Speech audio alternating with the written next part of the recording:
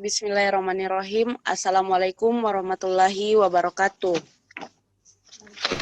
Puji syukur kita panjatkan atas kehadirat Allah Subhanahu wa Ta'ala, karena atas berkat limpahan rahmat, taufik, dan hidayahnya lah, sehingga kita masih diberi kesehatan dan kesempatan untuk memaparkan mengenai solusi permasalahan stigma negatif masyarakat terhadap COVID-19 dengan pemodelan matematika SEIR ditelik dari psikis kejiwaan masyarakat Kota Makassar. Nah, adapun anggota dari kelompok kami yang pertama yaitu saya sendiri, yaitu Sri Kurniati sebagai pemateri pertama, Ahmad Amin Saleh sebagai pemateri keempat, Aulia Ayu Aprilia Zabir sebagai pemateri ketiga, dan Putri Karina Mahathir Hulinge sebagai pemateri kedua. Next.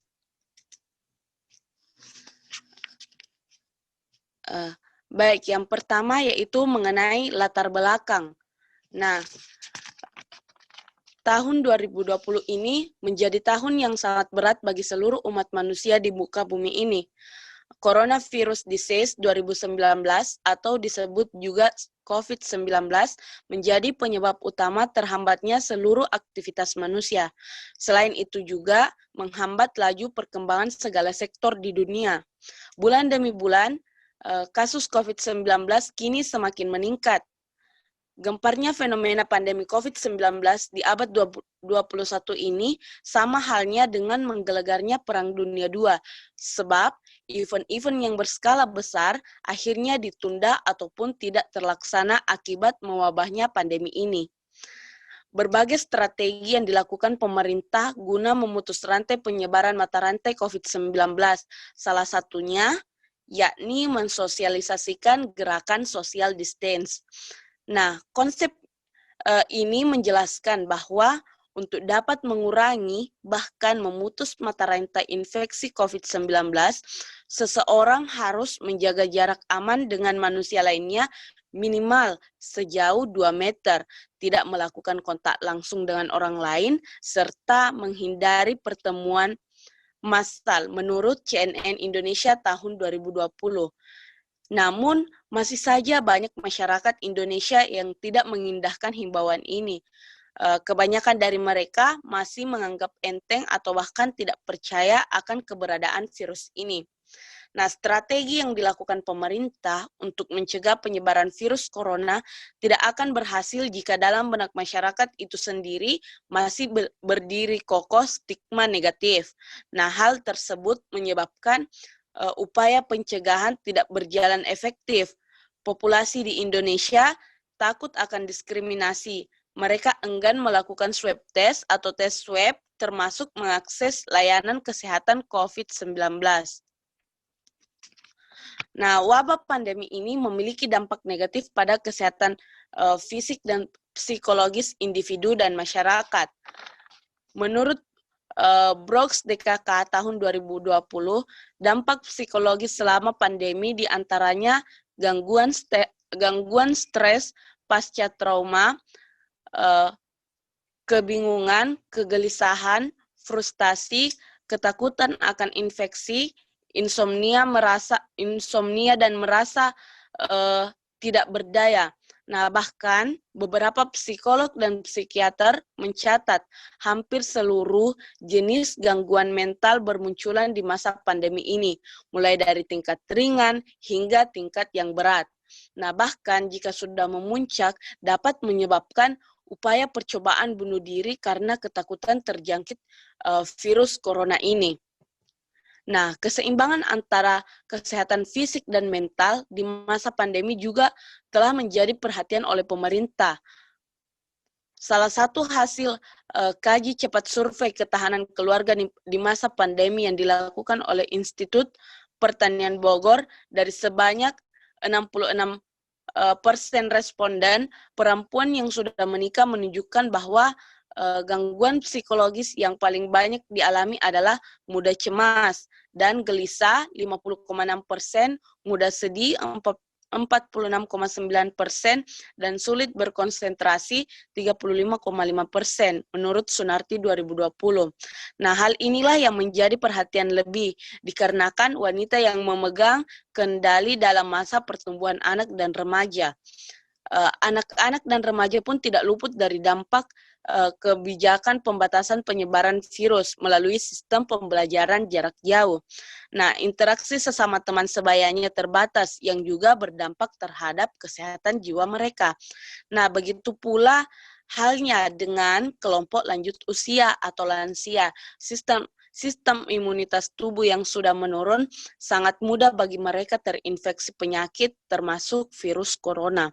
Nah, di masa pandemi inilah situasi menjadi masalah kompleks. Kelompok lansia mudah mengalami perasaan cemas, khawatir, dan lain sebagainya akan kemungkinan virus corona yang akan hinggap dalam tubuh mereka. Nah, gangguan mental ini secara otomatis akan berdampak lagi pada ketahanan imunitas tubuh kelompok lansia sehingga berujung pada menurunnya kekuatan fisik. Nah, oke, selanjutnya.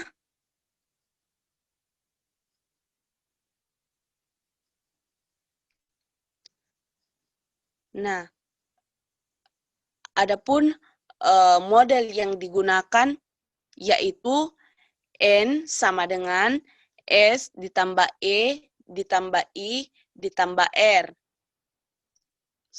Selanjutnya, di mana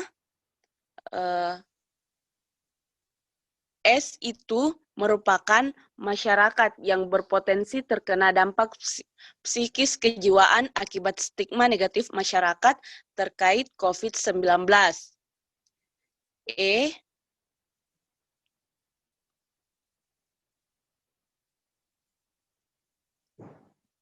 merupakan masyarakat atau populasi yang mulai terkena dampak psikis kejiwaan akibat stigma negatif masyarakat terhadap COVID-19.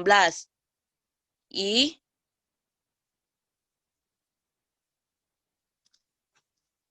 yaitu masyarakat yang terkena dampak psikis kejiwaan akibat stigma negatif masyarakat terkait COVID-19. Dan R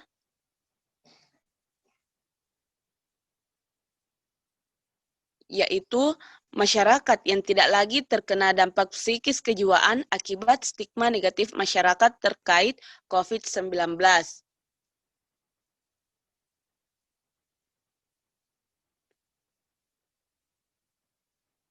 Nah, dalam pembentukan model matematika SAIR terhadap dampak psikis kejiwaan akibat stigma negatif masyarakat terkait COVID-19, diberikan asumsi-asumsi yang perlu ditetapkan untuk membatasi dan memperjelas model yang akan dibuat.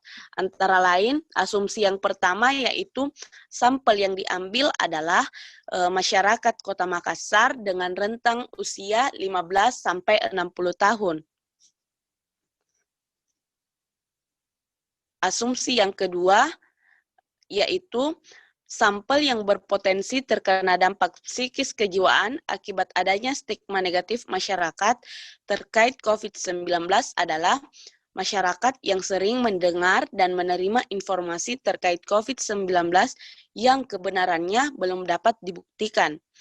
Asumsi yang ketiga yaitu sampel yang mulai terkena dampak psikis kejiwaan akibat stigma negatif masyarakat terkait COVID-19 merupakan masyarakat yang memiliki kecemasan berlebih terhadap sesuatu hal yang terjadi di sekitar mereka.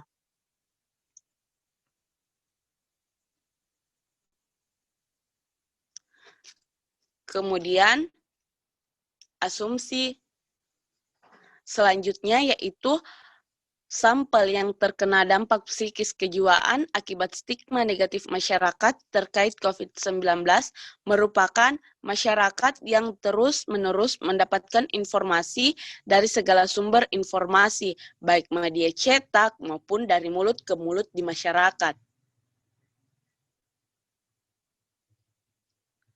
Kemudian asumsi yang kelima yaitu sampel yang tidak lagi terkena dampak psikis kejiwaan akibat stigma negatif masyarakat terkait COVID-19 adalah masyarakat yang sering melakukan kegiatan yang lebih positif dan bermanfaat, yakni mampu mengolah dan mengorganisir informasi-informasi yang didapatkan dari sumber-sumber terpercaya dan mendapatkan pelayanan terkait kesehatan mental akibat COVID-19 dari para psikolog dan psikiater.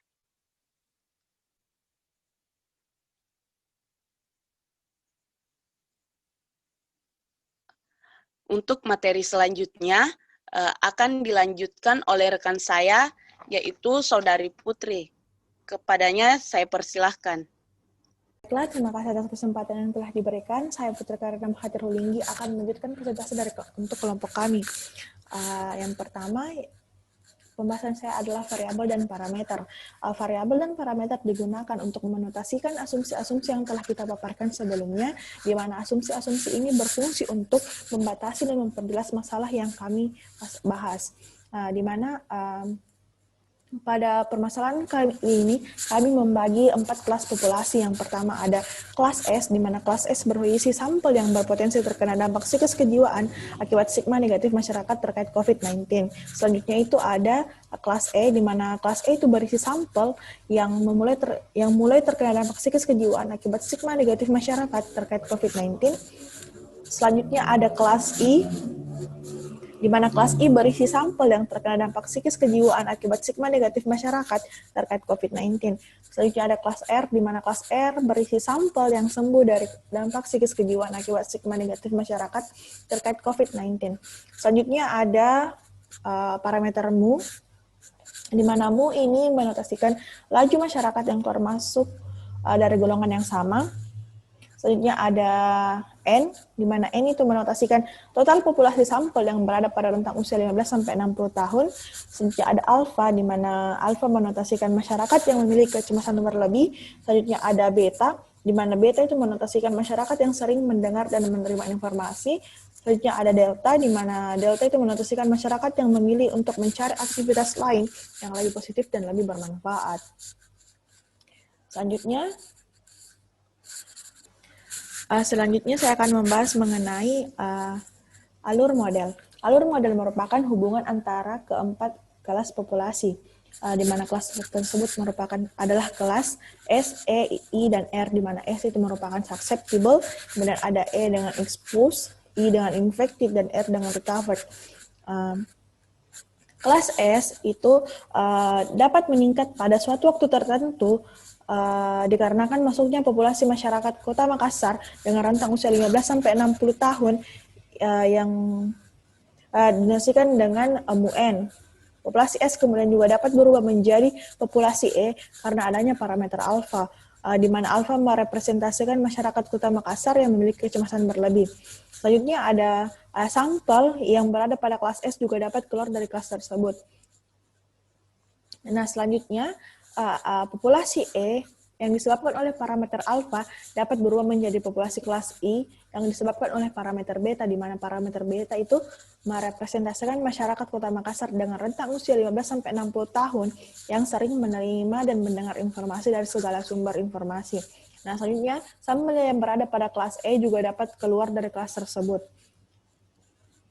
Selanjutnya, populasi pada kelas I yang disebabkan oleh parameter beta dapat berubah menjadi kelas R yang disebabkan oleh parameter delta, di mana delta merepresentasikan masyarakat Kota Makassar dengan rentang usia 15-60 tahun yang lebih memilih untuk mencari aktivitas lain yang lebih positif dan lebih bermanfaat. Sampel pada kelas I dan R juga dapat keluar dari kelas tersebut.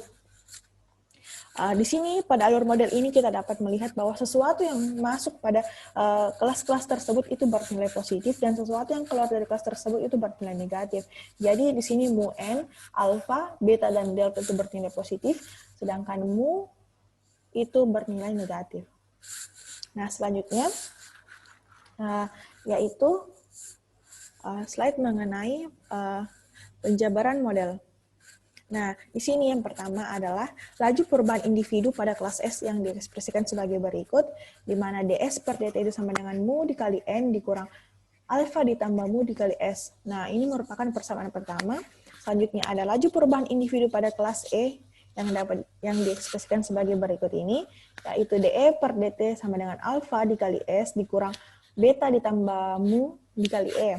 Nah, ini merupakan persamaan kedua. Selanjutnya yaitu ada laju perubahan individu pada kelas I yang kemudian diekspresikan sebagai DI per DT sama dengan beta dikali E dikurang delta ditambah mu dikali I. Nah, ini merupakan persamaan ketiga. Selanjutnya ada persamaan keempat, yaitu laju perubahan individu pada kelas R yang diekspresikan menjadi dr per dt sama dengan delta I dikurang mu dikali R. Keterangannya itu di mana mu merupakan laju kelahiran atau kematian dari populasi manusia. Tentunya N itu adalah jumlah total individu dalam populasi. Alpha itu laju perpindahan populasi dari kelas susceptible ke kelas exposed. Setiap satuan waktu disebabkan oleh memiliki kecemasan berlebih. Kemudian beta itu laju perpindahan populasi dari kelas exposed ke kelas infected. Setiap satuan waktu yang dikarenakan keseringan mendengar dan menerima informasi. Selanjutnya itu ada delta, di mana delta merupakan laju perpindahan populasi dari kelas infected ke kelas recovered setiap satuan waktu karena memiliki aktivitas yang lebih positif dan lebih bermanfaat. Nah, di slide ini kita itu membahas tentang bagaimana kita mempermudah untuk melakukan simulasi dengan menggunakan software Maple18. Maka model persamaan diferensial yang kita dapatkan pada slide sebelumnya itu disederhanakan menjadi seperti berikut, di mana S per N itu sama dengan W, E per N itu sama dengan X, I per N sama dengan Y, R per N itu sama dengan Z, hingga diperoleh dW per dt sama dengan mu dikurang alfa ditambah mu dikali W, dx per dt itu alfa dikali W dikurang beta ditambah mu dikali X. Selanjutnya ada dy per dt, di mana dy per dt itu sama dengan beta dikali X dikurang delta ditambah mu dikali Y. Nah, kemudian ada dz per dt sama dengan delta Y dikurang. Nah, baiklah, saya akan menjelaskan tentang analisis model. Analisis model kali ini kita akan membahas tentang titik kesetimbangan bebas ketergantungan model SAIR pada gangguan psikis kejiwaan akibat sikap negatif masyarakat terkait COVID-19. Nah, titik kesetimbangan diperoleh jika dw per dt itu bernilai 0, dx per dt bernilai 0, dy per dt bernilai 0, dan dz per dt juga bernilai 0. Untuk mengetahui nilai titik kesetimbangan bebas ketergantungan yang kemudian dinotasikan dengan E0, maka pertama-tama kita mengasumsikan bahwa X-nya itu bernilai 0. Artinya, kita berasumsi bahwa tidak ada individu pada kelas populasi masyarakat Kota Makassar dengan rentang usia 15-60 tahun yang terjangkit gangguan psikis kejiwaan akibat stigma negatif masyarakat terkait COVID-19. Nah, untuk memperoleh titik kesetimbangan tersebut, maka digunakanlah persamaan yang telah kita sederhanakan sebelumnya, yaitu dw per dt sama dengan mu dikurang alfa ditambah mu dikali W, kemudian ada dx per dt sama dengan alfa dikali W dikurang beta ditambah mu dikali X, kemudian ada dy per dt sama dengan beta dikali X dikurang delta ditambah mu dikali Y, dan dz per dt sama dengan delta dikali Y dikurang mu dikali Z. Karena kita berasumsi bahwa X sama dengan 0, maka diperolehlah X0 sama dengan 0. Nah, kemudian kita substitusi nilai X sama dengan 0 ke persamaan ketiga, sehingga menghasilkan dy per dt sama dengan beta dikali X dikurang delta ditambah mu dikali Y, dengan menjadi 0 sama dengan beta dikali X dikurang delta ditambah mu dikali Y, sehingga delta ditambah mu dikali Y itu sama dengan beta dikali X. Nah, selanjutnya, delta ditambah mu dikali Y itu sama dengan beta dikali 0, kemudian ada delta ditambah mu dikali Y itu sama dengan 0, sehingga Y sama dengan 0 per delta ditambah mu, lalu kemudian Y sama dengan 0. Karena Y sama dengan 0, maka diperolehlah Y0 sama dengan 0. Ya, selanjutnya, kita mensubstitusikan Y sama dengan 0 pada persamaan keempat, di mana persamaan keempat itu berbunyi dz per dt sama dengan delta Y dikurang mu Z. Nah, sehingga 0 sama dengan delta Y dikurang mu Z,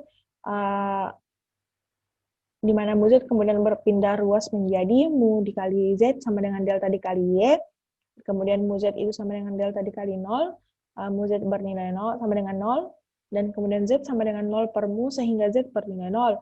Karena Z sama dengan 0, maka diperolehlah Z0 sama dengan 0. Kemudian kita perhatikan pada persamaan pertama, di mana persamaan pertama itu berbunyi dw per dt sama dengan mu dikurang alfa ditambah mu dikali w, sehingga 0 sama dengan mu dikurang alfa ditambah mu dikali w, sehingga alfa ditambah mu dikali w sama dengan mu, maka w sama dengan mu per alfa ditambah mu. Karena w sama dengan mu per alfa ditambah mu, maka diperolehlah w0 sama dengan mu per alfa ditambah mu. Dengan demikian, titik kesetimbangan bus ketergantungan yang kemudian dinotasikan dengan E0, modelnya yaitu E0 sama dengan W0, X0, Y0, Z0, kemudian substitusi nilai yang telah kita dapatkan sebelumnya, menjadi E0 sama dengan mu per alfa ditambah mu, 0,0,0,0. Nah, sekian presentasi dari saya. Selanjutnya akan dijelaskan oleh teman saya. Terima kasih. Bismillahirrahmanirrahim. Assalamualaikum warahmatullahi wabarakatuh. Terima kasih atas kesempatan yang telah diberikan kepada saya. Di sini saya akan melanjutkan presentasi dari sebelumnya, yang mana saya akan menjelaskan tentang analisis model, titik kesetimbangan endemik ketergantungan model share pada gangguan psikis kejiwaan akibat stigma negatif masyarakat terkait COVID-19. Nah, di slide terdapat rumus yakni dw/dt sama dengan mu dikurang alfa ditambah mu kali w, itu persamaan pertama. Selanjutnya dx/dt sama dengan alfa w dikurang beta ditambah mu kali x, itu persamaan kedua. Selanjutnya dy/dt sama dengan beta x dikurang delta ditambah mu kali y, itu persamaan ketiga. Dan yang terakhir itu dz/dt sama dengan delta y dikurang mu z, itu persamaan keempat. Nah, untuk setiap persamaan ini kita sama dengankan 0 sehingga menghasilkan seperti gambar yang sebelah kanan. Untuk dw/dt sama dengan 0, persamaan 1 menjadi mu dikurang alfa ditambah mu kali w sama dengan 0, dan begitu pula seterusnya. Seterusnya sampai ke dz/dt sama dengan 0. Lanjut. Nah, di sini kami menggunakan software Maple 18, sehingga diperoleh W, X, Y, dan Z sebagai berikut. Di mana W sama dengan mu per alfa ditambah mu, X sama dengan alfa mu per alfa beta, ditambah alfa mu, ditambah beta mu, ditambah mu kuadrat, Y sama dengan mu alfa beta per alfa beta delta ditambah alfa beta mu ditambah alfa delta mu ditambah alfa mu kuadrat ditambah beta delta mu ditambah beta mu kuadrat ditambah delta mu kuadrat ditambah mu pangkat 3. Itu Y. Nah, sekarang untuk Z-nya sama dengan mu beta delta per alfa beta delta ditambah alfa beta mu ditambah alfa delta mu ditambah alfa mu kuadrat ditambah beta delta mu ditambah beta mu kuadrat ditambah delta mu kuadrat ditambah mu pangkat 3. Dengan demikian titik kesetimbangan endemik atau simbolnya E model yaitu sebagai berikut. Dapat kita lihat sebagai berikut. Itu yang sebagai slide. Selanjutnya, baik, untuk materi selanjutnya, analisis model terkait titik kesetimbangan bebas ketergantungan model share pada gangguan psikis kejiwaan akibat stigma negatif masyarakat terkait COVID-19. Yang materi sebelumnya kan tentang endemik ketergantungan. Nah, di materi ini saya akan bahas tentang bebas ketergantungan.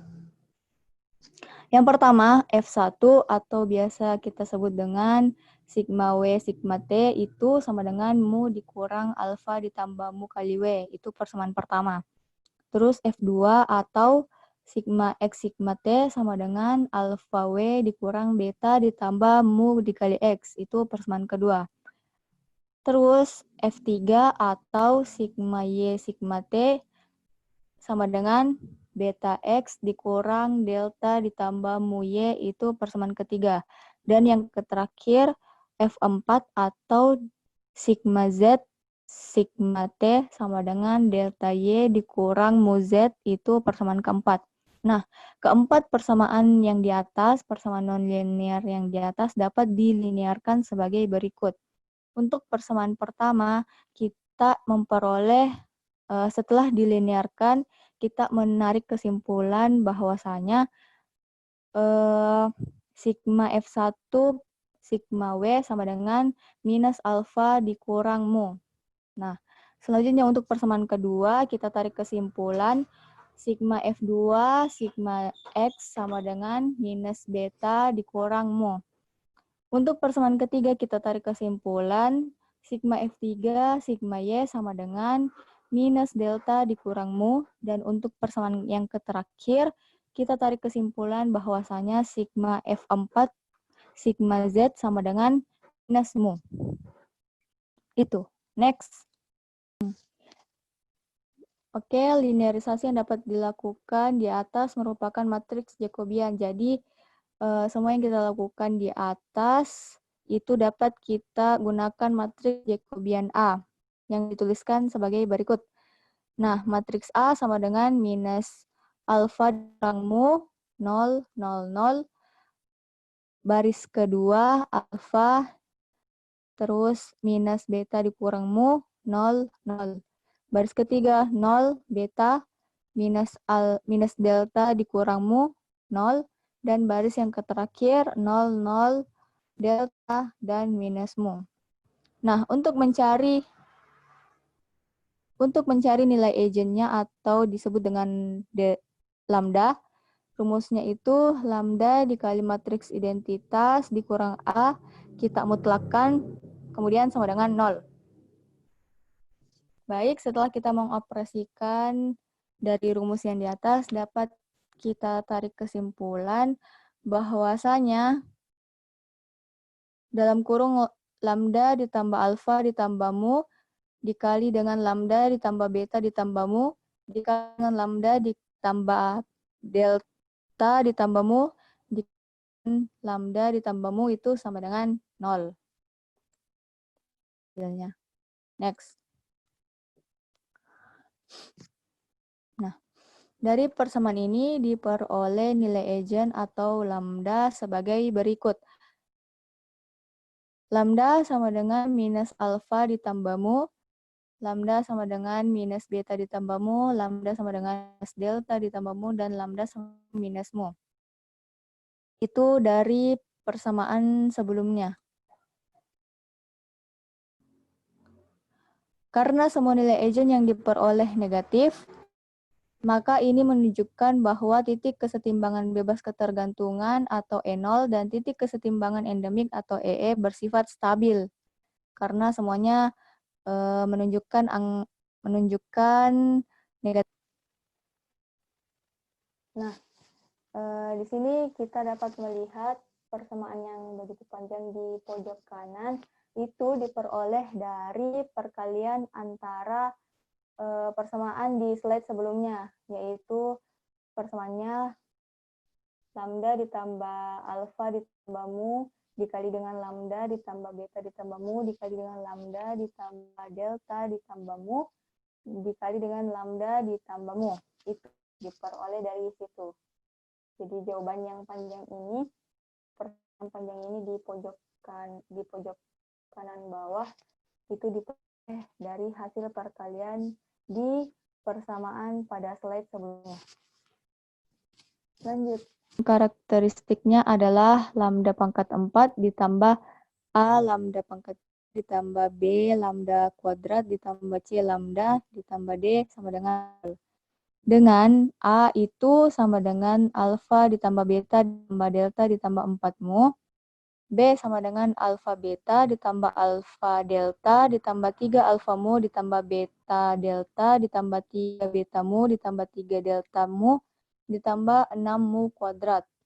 C sama dengan alfa beta delta ditambah 2 alfa beta mu ditambah 2 alfa delta mu ditambah 2 beta delta mu ditambah 3 beta kuadrat ditambah 3 delta mu kuadrat dan ditambah dengan 4 mu pangkat 3. Dan yang terakhir itu D sama dengan alfa beta delta mu ditambah alfa beta mu kuadrat ditambah alfa delta mu kuadrat ditambah alfa mu pangkat 3 ditambah beta delta mu kuadrat ditambah beta mu pangkat 3 ditambah delta mu pangkat 3 ditambah ditambah mu pangkat 4.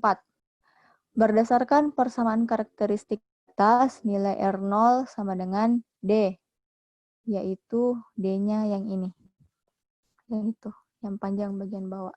R0 sama dengan D sama dengan alfa beta delta mu ditambah alfa beta mu kuadrat ditambah alfa delta mu kuadrat ditambah alfa mu pangkat 3 ditambah beta delta mu kuadrat ditambah beta mu pangkat 3 ditambah delta mu pangkat 3 dan ditambah dengan mu pangkat 4. Ini menunjukkan bahwa titik kesetimbangan bebas ketergantungan E0 dan titik kesetimbangan endemik EE bersifat stabil. Oke. Bismillahirrahmanirrahim. Assalamualaikum warahmatullahi wabarakatuh. Baik, saya akan melanjutkan pembahasan materi dari pemateri sebelumnya. Di sini simulasi numerik. Syarat awal yang digunakan dalam simulasi model adalah nilai S0, E0, I0, dan R0 ditentukan seperti pada tabel berikut dengan total populasi N sebanyak 1.000 orang. Nah, pada tabel kita bisa lihat variabel S0-nya dengan nilai 400, E0 300, I0 200, dan R0-nya itu. Kemudian dengan menggunakan persamaan yang disederhanakan di mana W sama dengan S per N, X sama dengan E per N, Y sama dengan I per N, dan Z sama dengan R per N. Maka tabelnya menjadi W0 sama dengan 400 per 1000, X0 sama dengan 300 per 1000, Y0 sama dengan 200 per 1000, Z0 100 per 1000. Baik, berdasarkan nilai agent yang telah diperoleh, maka dapat ditentukan R0, yaitu R0 sama dengan dalam kurung alfa beta delta mu ditambah alfa beta mu pangkat 2 ditambah alfa delta mu pangkat 2 ditambah alfa mu pangkat 3 ditambah beta delta mu pangkat 2 ditambah beta mu pangkat 3 ditambah delta mu pangkat 3 ditambah mu pangkat 4. Next.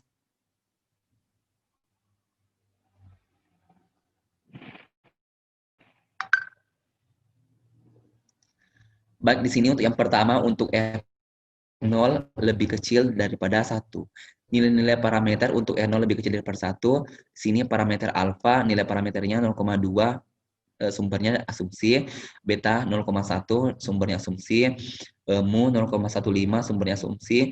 Dan delta 0,1, sumbernya asumsi. Maka diperoleh R0 sama dengan 0,00328,125. Dan ini lebih kecil daripada 1. Ya, baik, titik keseimbangan bebas ketergantungan. Di sini N0 sama dengan mu per alfa ditambah mu, 0,0,0. Nah, N0 sama dengan 0,015 per 0,02 ditambah 0,015, 0,0,0. N0 sama dengan 0,428571428,0,0,0. Sehingga diperoleh S sama dengan 428,5714286, yaitu jumlah individu yang rentan terkena gangguan psikis kejiwaan. E sama dengan 0, yaitu jumlah individu yang menunjukkan gejala gangguan psikis kejiwaan. I sama dengan 0, yaitu jumlah individu yang terinfeksi gangguan psikis kejiwaan setelah melakukan pemeriksaan. R sama dengan 0, yaitu jumlah individu yang telah sembuh dari gangguan psikis kejiwaan. Nah, baik, titik keseimbangan endemik ketergantungan. EE sama dengan dalam kurung W aksen, X aksen, Y aksen, Z aksen. Ya, sama dengan mu per alfa ditambah mu. Untuk X aksen, untuk X aksennya alfa kali mu per alfa beta ditambah alfa mu ditambah B kali mu ditambah mu kuadrat, koma. Nah, untuk Y aksennya itu mu dikali alfa dikali beta per alfa kali beta kali delta ditambah alfa dikali beta dikali mu ditambah alfa delta mu ditambah alfa mu pangkat 2 ditambah beta dikali delta mu ditambah beta mu pangkat 2 ditambah delta mu pangkat 2 ditambah mu pangkat 3, koma. Z aksennya itu ialah mu dikali beta kali delta per alfa beta delta ditambah alfa kali beta kali mu ditambah alfa delta dikali mu ditambah alfa mu pangkat 2 ditambah beta delta mu ditambah beta mu pangkat 2 ditambah delta mu pangkat 2 ditambah mu pangkat 3 tutup kurung. Nah, EE-nya sama dengan 0,428571426, lalu 0,34285711429, kemudian 0,13714285571, kemudian 0,0194285714. Baik, dengan menggunakan bantuan software Mapper 18 dan substitusi nilai parameter, diperoleh titik kesetimbangan sebagai berikut. S sama dengan 428,5714286, yaitu jumlah individu yang rentan terkena gangguan psikis kejiwaan. E sama dengan 342,8571429, yaitu jumlah individu yang menunjukkan gejala gangguan psikis kejiwaan. I sama dengan 137,1428571, yaitu jumlah individu yang terinfeksi gangguan psikis kejiwaan setelah melakukan pemeriksaan. Nah, R sama dengan 91,442857143, yaitu jumlah individu yang telah sembuh dari gangguan psikis kejiwaan. Next.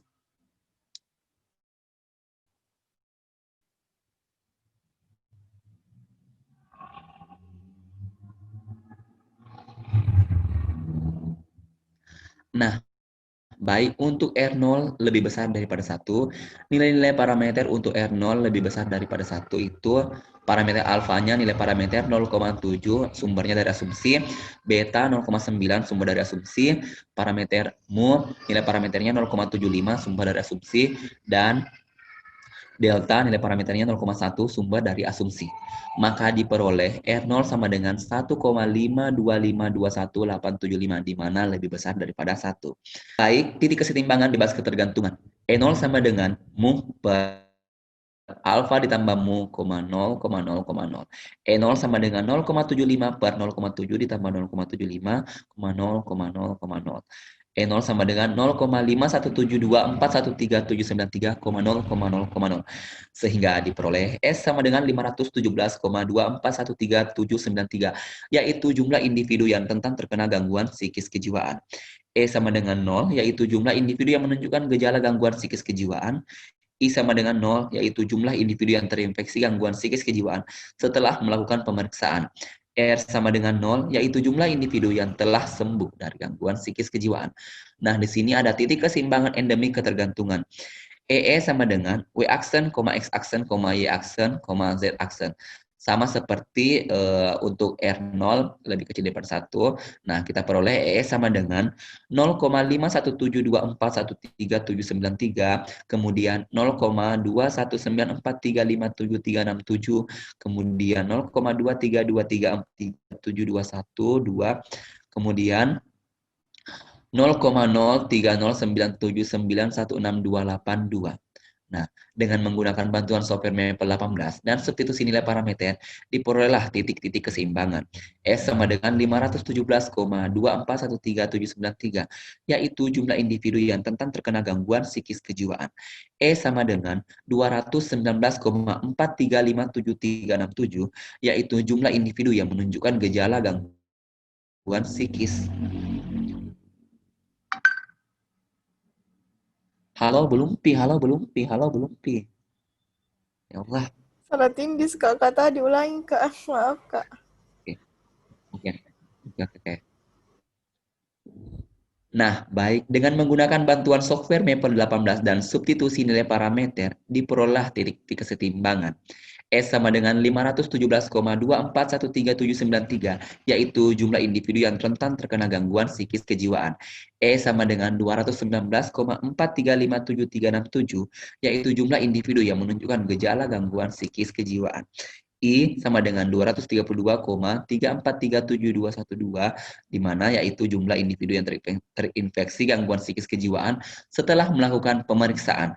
R sama dengan 30,9791682, yaitu jumlah individu yang telah sembuh dari gangguan psikis kejiwaan. Next, gunakan bantuan software Maple 18 dan substitusi nilai parameter, diperoleh titik kesetimbangan. S sama dengan 517,2413793, yaitu jumlah individu yang rentan terkena gangguan psikis kejiwaan. E sama dengan 219,4357367, yaitu jumlah individu yang menunjukkan gejala gangguan psikis kejiwaan.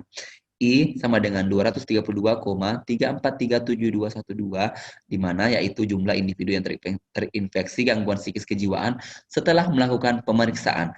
R sama dengan 30,9791682, yaitu jumlah individu yang telah sembuh dari gangguan psikis kejiwaan. Nah, baik, kita memasuki grafik model. Yang pertama untuk R0 lebih kecil daripada 1, hanya suspektifnya itu, di sini kita bisa lihat WT itu mewakili jumlah populasi warga Kota Makassar dari rentan usia 15 sampai 60 tahun yang berpotensi terkena dampak psikis kejiwaan akibat stigma negatif masyarakat tentang COVID-19.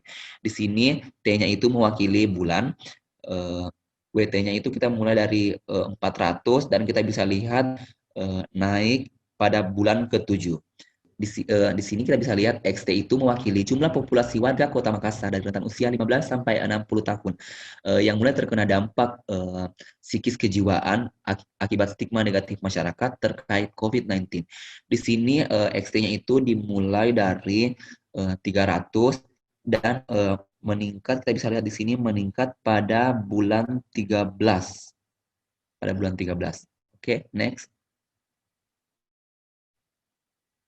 Baik, C, infected. Di sini kita bisa lihat YT itu mewakili jumlah populasi warga Kota Makassar dari rentan usia 15 sampai 60 tahun yang terkena dampak psikis kejiwaan akibat stigma negatif masyarakat terkait COVID-19. Di sini YT-nya itu dimulai dari 200 dan mengalami penurunan pada bulan ke-9. Kemudian sedikit meningkat pada bulan ke-17. Nah, baik, kita pindah ke D, recovered. Di sini kita bisa lihat CT-nya itu mewakili jumlah populasi warga Kota Makassar dari rentan usia 15 sampai 60 tahun yang sudah sembuh dari dampak psikis kejiwaan akibat stigma negatif masyarakat terkait COVID-19. Di sini ZT-nya itu dimulai dari 100 dan meningkat pada bulan ketiga dan setelah itu mengalami penurunan pada bulan-bulan berikutnya. Next. Untuk E, suspect, expose, infect, dan recover. Di sini kita bisa lihat pada gambar yang tertera pada layar. Nah, untuk keterangannya itu, suspek itu yang bergaris hijau, yang bergaris merah itu menandakan expose, yang bergaris biru itu menandakan infect, dan yang bergaris ungu itu menandakan recover. Nah, kita bisa lihat pada grafiknya. Baiklah, terima kasih atas kesempatan yang telah diberikan. Baiklah, saya akan melanjutkan untuk membahas grafik untuk R0 besar 1. Nah, yang pertama itu adalah grafik untuk kasus suspected. Nah, suspected itu kita berangkat dari total populasi sebanyak 400 orang dan kemudian meningkat pada memasuki bulan kedua. Nah, selanjutnya pada kasus expose, populasi awalnya itu bernilai 300 orang, namun mengalami penurunan yang cukup signifikan pada antara bulan pertama dan bulan kedua, namun kembali meningkat pada memasuki bulan kedua. Selanjutnya itu ada kasus infected, di mana populasi awalnya itu berjumlah 200 orang dan mengalami peningkatan pada bulan pertama. Kemudian mengalami sedikit penurunan memasuki bulan kedua dan mengalami lagi kenaikan pada bulan kedua. Selanjutnya ada kasus recovered, yaitu di mana total populasi awalnya itu ada 100 orang dan kemudian mengalami penurunan pada bulan kedua. Selanjutnya, ini merupakan gabungan dari kasus suspected, exposed, infected, recovered. Maka grafik yang dihasilkan adalah sebagai berikut dengan keterangan garis hitam merupakan untuk kasus suspected, garis kuning untuk kasus exposed, dan garis pink untuk kasus infected, dan garis abu-abu untuk kasus recovered. Baiklah, sekian presentasi dari kelompok kami. Kurang dan lebihnya mohon dimaafkan. Wabillahi taufiq.